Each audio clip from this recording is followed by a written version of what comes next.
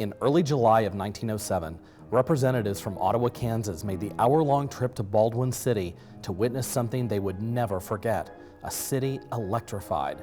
The brightly illuminated streets also allowed them a clear picture of the man they were meeting who made it all possible, esteemed Baker professor William Bauer. The effect was dramatic enough that this became something memorable within the minds of these individuals. They wrote about how impressive it was to see its main streets illuminated almost to the point of what looked like daylight. Obviously, they must have left with a tremendous amount of excitement and energy that they carried into Ottawa, and subsequently Ottawa itself followed through with the creation of its own power plant.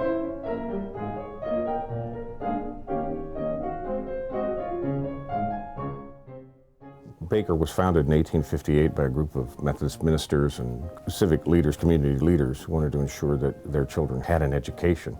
It was named after Bishop Osmond Baker, who happened to be the presiding bishop for the territory at the time. Baldwin City developed around the university, and as a result, their mutual cooperation has been there since the beginning. There's a lot of significance to being the first university in Kansas. This area was in turmoil. There was the beginnings of the Civil War, and this university was built on rock-solid faith.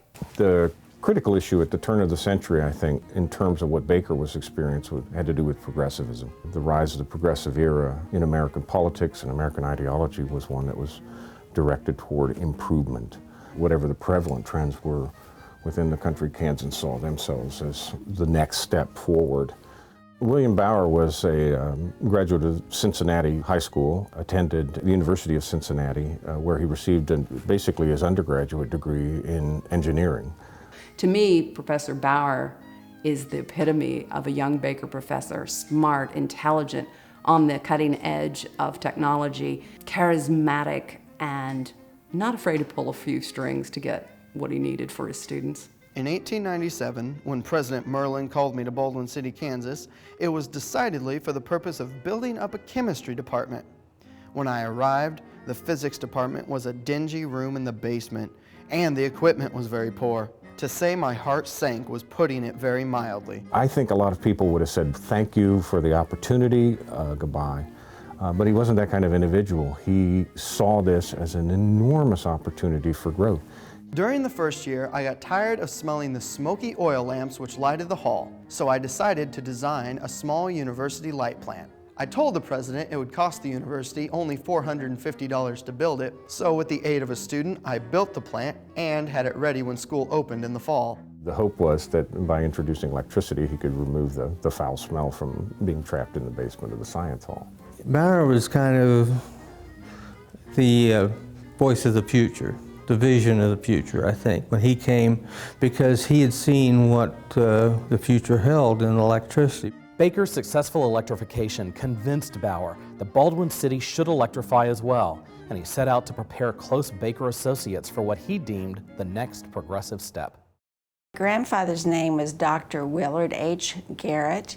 He came here from Illinois to take the job at Baker University, and he was a professor at Baker University his whole career. When he went to build his new home, he wanted to pre-wire the house so that when Baldwin had power, that it would be ready to go. So he pre-wired the house when he had it built in 1904. And at the time they did plaster and lath walls, so if they hadn't pre-wired it, it would have been very difficult to try to get wiring inside the walls. My grandfather had a note in his own hand saying that he had wired the house pretty much himself with the supervision of William Bauer.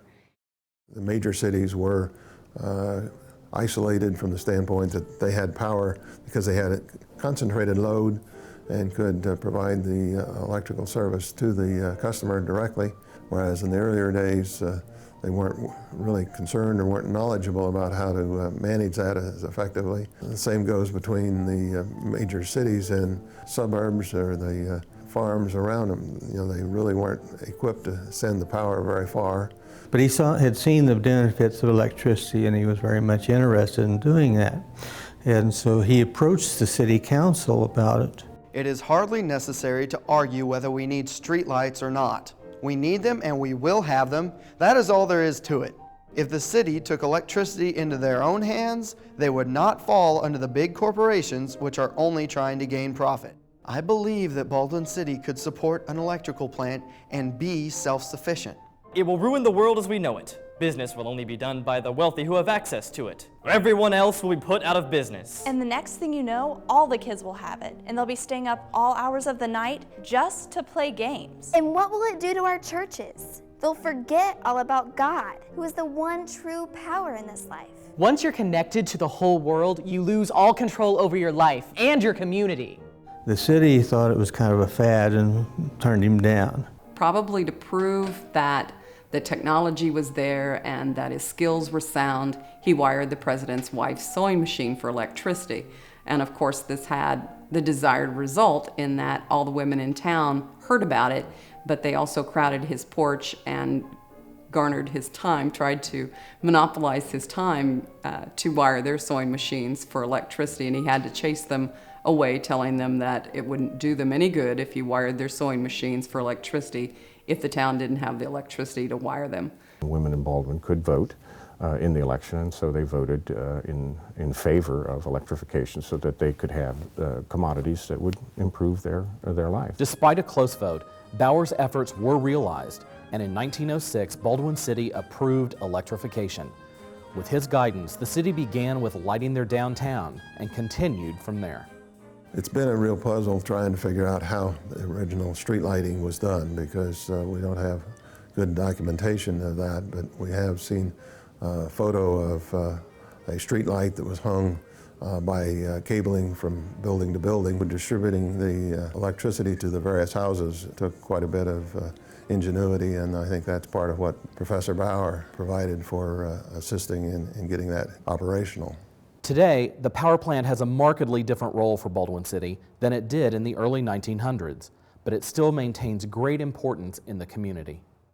When Baldwin got into the electric generation business in the early 1900s, it was out of necessity. Today, all the generation for Baldwin specifically is based on economics. We have contracts with Kansas City Power and Light that allow us to purchase power very reasonably, but in return we have to give them the option of basically cutting us off during the really hot peak days or days that they have trouble with the unit.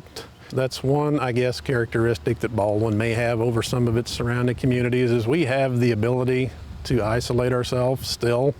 The legacy of William Bauer is significant, especially in the mind of this longtime Baldwin resident. The importance of electricity in a town or to the rural area probably could be related best by an experiment by an individual.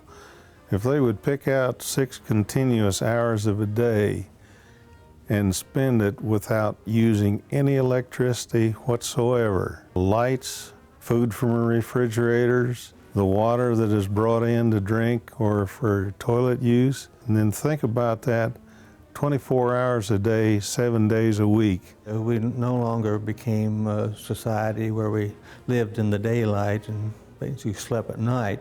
It opened up the fact that now we could do things after dark that we couldn't do before. At least through the progressive era, and at least up until the Great Depression, Baldwin had this amazing testimony to its independence. We produce our own power, and that's quite a statement.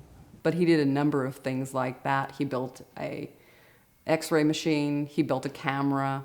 He was just literally a genius. Innovation after innovation after innovation was just part of what the man did. And he carried with it this kind of restless energy and, I'm up to any challenge type of attitude that brought tremendous energy to the community and to the university itself.